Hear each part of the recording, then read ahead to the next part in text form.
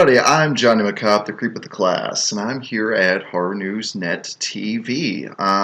Today, I want to talk about the new Halloween trailer. Just dropped today.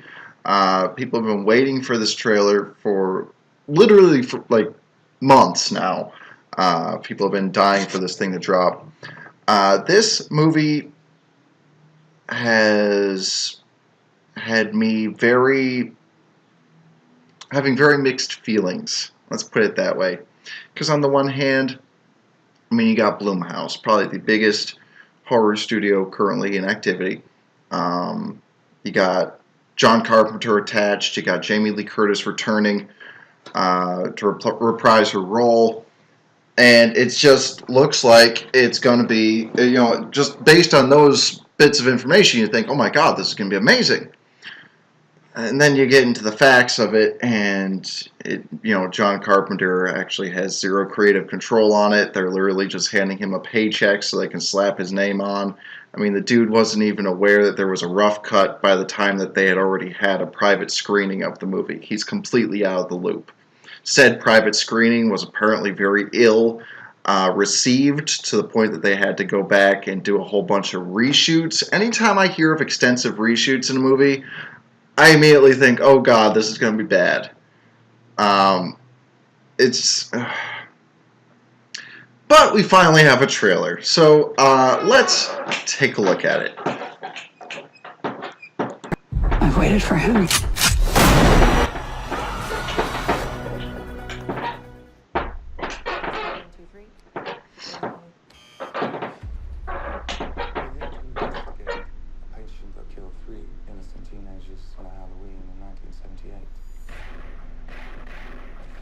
He was shot by his own psychiatrist and taken into custody that night. And spent the last 40 years in captivity. Hello, Michael. I have something you might like to see.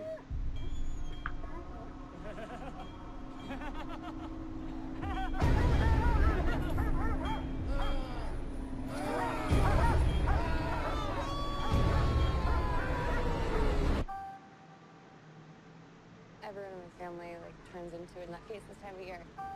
Yeah, I mean, your grandmother is Laurie Strode. She was almost murdered. Wasn't it her brother who murdered all those babysitters? No, it was not her brother. That's something that people made up. Do you know that I pray every night that he would escape? What the hell did you do that for? So I can kill him.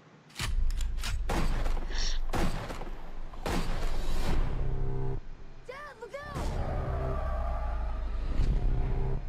The bus crashed. Mom, what bus crash? Michael escaped.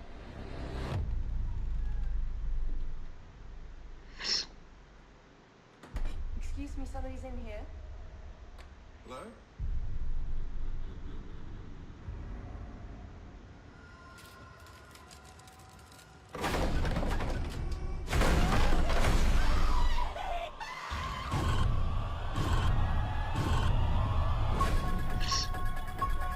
He's waited for this night.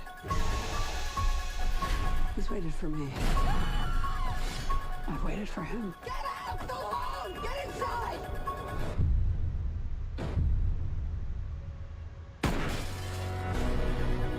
You don't believe in the boogeyman? He's here! Michael! You should. Can you close the closet door?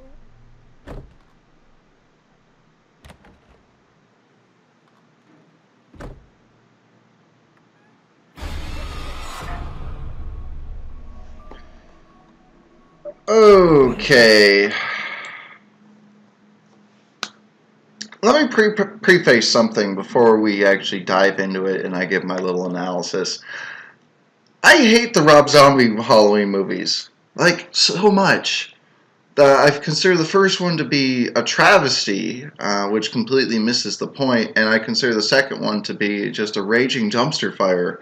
I hear rumors that Rob Zombie actually deliberately fucked up the second one, just so they wouldn't try to make a third, and I kind of tend to believe those rumors because I don't think I don't understand how something that shitty could happen by accident.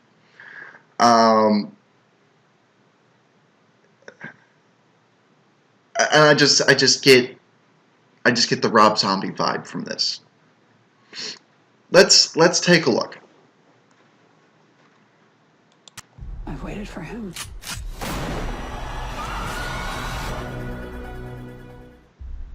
Testing 1, 2, 3. We're on. We're here to investigate the patient that killed 3 innocent teenagers on a Halloween in 1978. He was shot by his own psychiatrist and taken into custody that night. Yeah. So first off, let's talk about the fact that they are removing all other sequels. So no Halloween 2, no Mark of Thorn storyline, no H2O Resurrection storyline. None of the sequels are in play here. This is literally a direct sequel to Part 1, to the original film. But they're not even letting that stand. They're retconning it. They're not. Michael didn't just mysteriously disappear after falling out the window after being shot. He was apprehended and captured. No mysterious him just vanishing. No, he was captured off screen. Just, hey, we got him. Woo! He's been locked up for 40 years now. So essentially, this is Halloween H40. So they're both. Michael Myers is over 60 at this point, as is Laurie Strode. And we're going to watch 2 senior citizens try to kill each other for probably at least a 90-minute runtime. Woo! And spent the last 40 years in captivity. Hello, Michael. I have something you might like to see.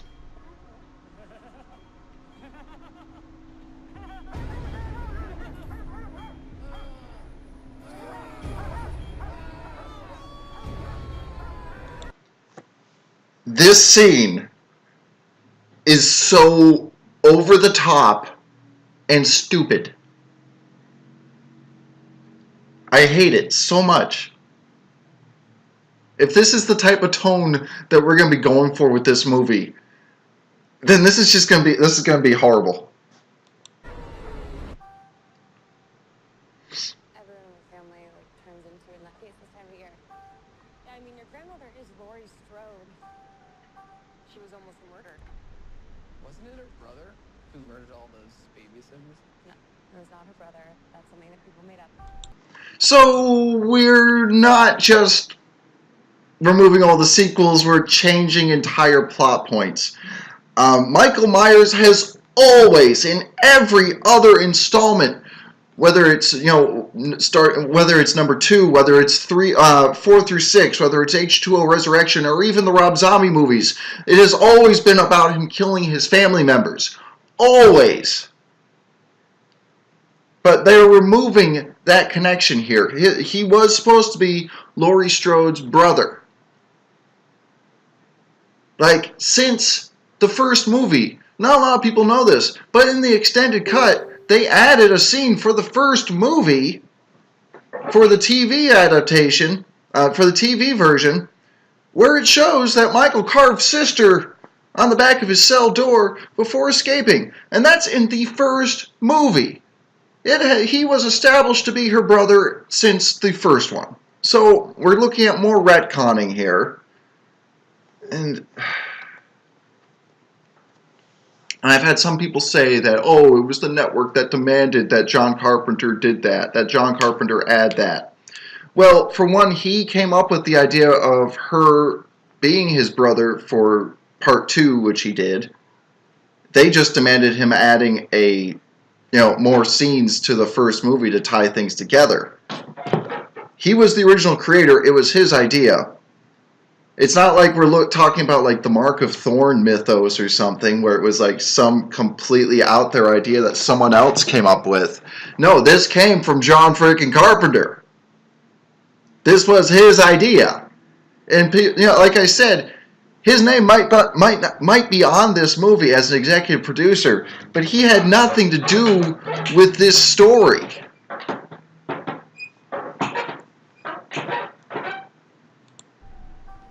know that I pray every night that he would escape?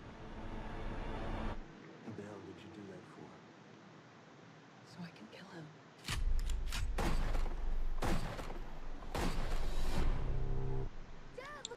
Executive producer in name only.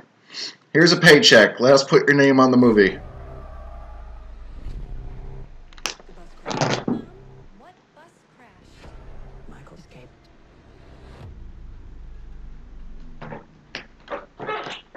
This seems very Rob Zombie-esque.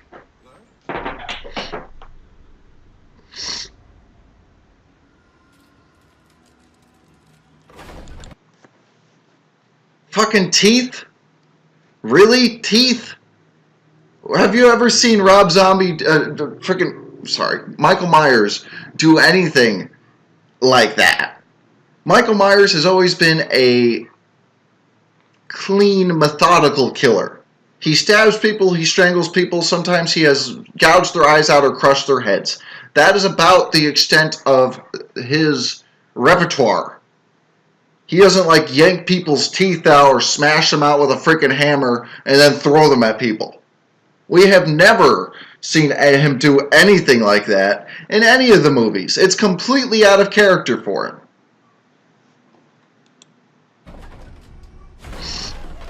And really, we've already seen him go after someone in a public bathroom in 2 other freaking movies. In Halloween H2O and in Rob Zombie's Halloween remake. Really? We're going to get another treatment of this exact same scene of him busting down a stall door?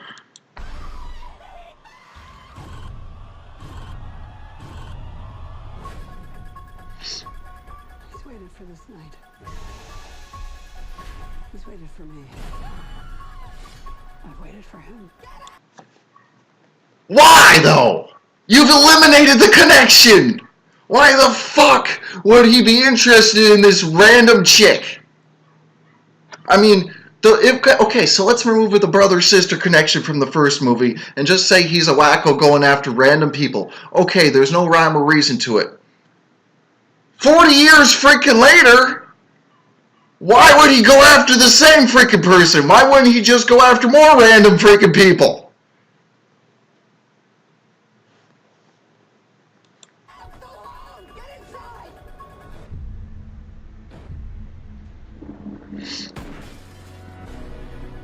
You don't believe in the boogeyman?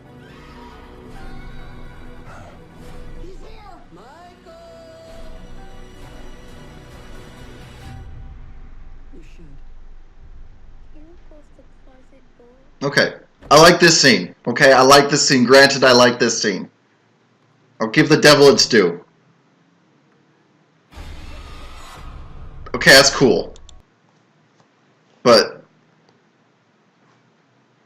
why? Why?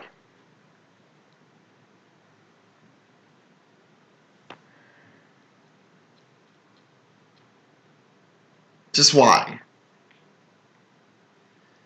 I'll watch it. I'll give it a chance. Look, I fell in love with horror movies from watching the original John Carpenter's Halloween when I was a teenager. I love Halloween. The Halloween franchise is really my favorite slasher franchise. Michael Myers is one of my favorite slashers, probably only behind Chucky. That's weird, right? I just like Chucky. He has like the most personality, whatever. But like I love Michael Myers. And it's just like the franchise is starting to look like the Texas Chainsaw Massacre franchise. I mean, how many freaking timelines do we have with Texas Chainsaw Massacre now? Okay, so we've got 1 and 2, 1 and 3, 1 and 4, 1 in 3D. We've got 4 for Texas Chainsaw, not counting the remake and the sequel to the remake, or prequel to the remake, sorry. So that's 5 different timelines. Hey, They only need to create one more timeline after this for Halloween, and they'll have tied for it. It's getting ridiculous. I don't know. I don't see any possibility of me watching this movie and being like, coming out of the theater and being like, hey, that was a great idea. I'm glad they made that. I'll give it its fair chance, but I just don't see it happening. What do you think of this thing? Sound off in the comments section below. Don't forget to like, subscribe, and share. Once again, I'm Johnny McCobb. I'm the creep of the class. I'm here at Horror News Net TV. I will see you all next time.